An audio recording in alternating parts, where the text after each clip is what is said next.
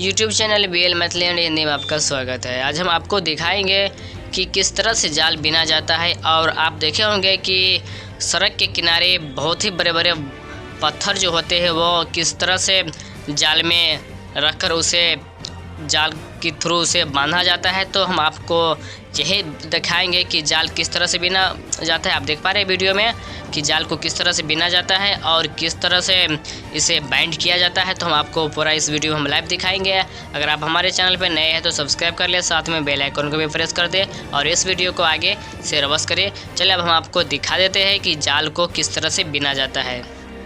और इस जाल की बहुत ही भिन्न भिन्न कामों में भी इसका उपयोग किया जाता है। चलिए अब हम आपको दिखा देते हैं नज़दीक ले जाकर कि किस तरह से इसे बिना जाता है।